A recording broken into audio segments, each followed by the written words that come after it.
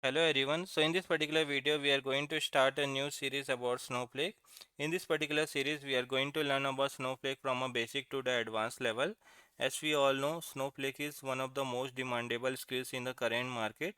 So everything about Snowflake we'll try to cover in this particular series. So let's start. Let's first understand what is Snowflake, what kind of the problem Snowflake is solving, and then we will move further. What is Snowflake? Snowflake is a cloud-based data platform which is used to process, analyze large amount of data. It runs completely on cloud provider like AWS, Azure and GCP. Now let's try to understand this definition more. What is Snowflake? It is a cloud-based data platform. Now why we call it as a cloud based? Because it runs completely on a cloud provider like we have a AWS, right? We have a Azure, right? We have a GCP. So it runs completely on a cloud provider that's why we call it is a cloud base. So it uses one of the cloud provider like AWS, Azure, GCP, and it runs on that only. That's why we call it as cloud base. We don't use it for the on-prem and all. We use only for the cloud. That's why we call it is a cloud base. Now coming to the data platform, right? Data platform is the place where we can handle large amount of data. So if you have a large amount of data and if you have to store, process and analyze this large amount of data in one single place, right? So we use a data platform for that. So what is Snowflake? Snowflake is providing one kind of the data platform to handle large amount of data in one single place itself. So Snowflake is a cloud-based data platform which is used to store, process and analyze large amount of data in a one single place itself, and it runs completely on a cloud provider like AWS, Azure, GCP. I hope you got the definition. Now one thing you have to remember, whenever we talk about the large amount of data, right, then always remember your one system will not be able to handle the large amount of data. So in that case what actually we use a multiple machines. So suppose you have only, if you are using only one machine and if you want to store those data, right, your one machine will not be able to sufficient to store that amount of data, right? Suppose you have a 100 TB of data. Now this system will not be able to store this amount of data, right? In that case you will go with the multiple machine and you will try to store the data like this, right?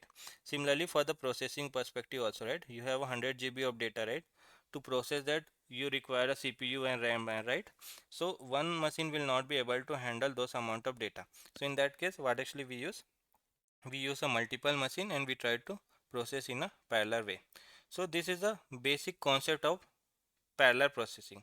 Now you based on this, let's try to understand how Snowflake is solving this storage and the processing problem. So in a big data generally we have a problem for the storage perspective and the processing perspective, right? Now how Snowflake is solving, let's try to understand. So for storage, what Snowflake is using, Snowflake is using this cloud provider, right? So in every cloud provider you will have a storage. So AWS provide S3 as a storage. So Snowflake use those storage itself. Similarly, Azure provide blob storage.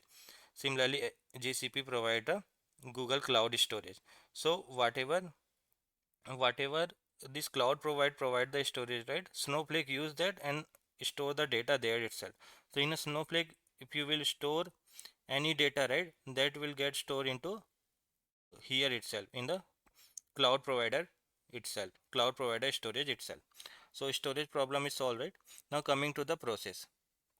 One thing remember, so Snowflake has separated the storage and process. So this is very important things. This will try to understand more about how actually it is helping when we are separating the storage and process.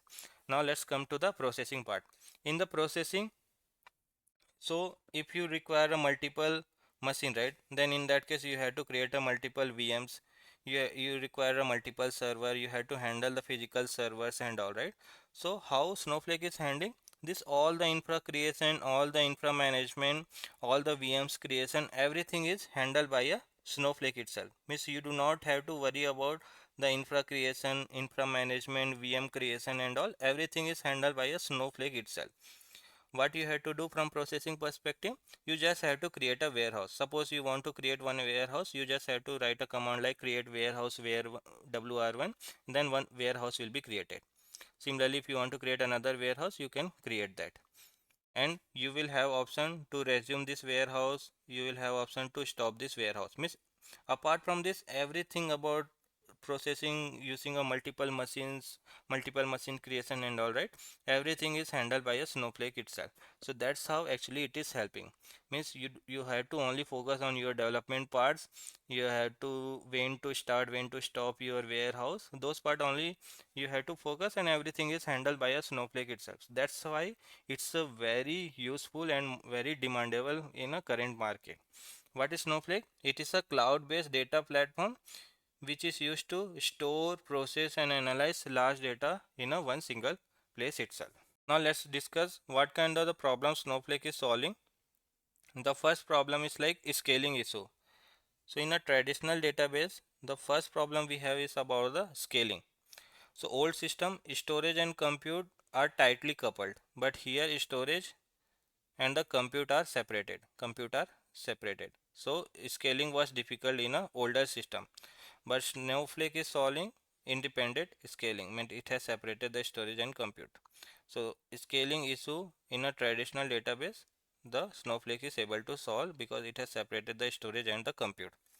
The second problem in a older system was performance degradation, because multiple users are using, right, then in the case of your query will become slow. So how Snowflake is solving, you can create a virtual house, multiple virtual house. So suppose you have a data engineering, data analyst, data science, right, everyone using the same cluster. In this case what will happen, your whenever you will run the query, right, this will be very slow. But how Snowflake is solving, you can create a multiple warehouse and you can assign to each individual team and they can work independently. So in that case your query will not be slow. Third is the complex infra. So when we use on-prem or Hadoop, right, you have to do a setup, you have to maintain, you have to do a tuning, right. Now in a Snowflake, it's everything is managed by a Snowflake itself. You do not have to worry about the infra part. So that is the advantage we have. Handling the semi-structured data in a traditional database struggle with the JSON format, but Snowflake it support the JSON format. So that's how actually it is solving the problem. Next is the cost efficiency. So always on server it is costly. In a Snowflake warehouse you can resume, you can pause and all, right. So that's how it will help for the cost efficient perspective also.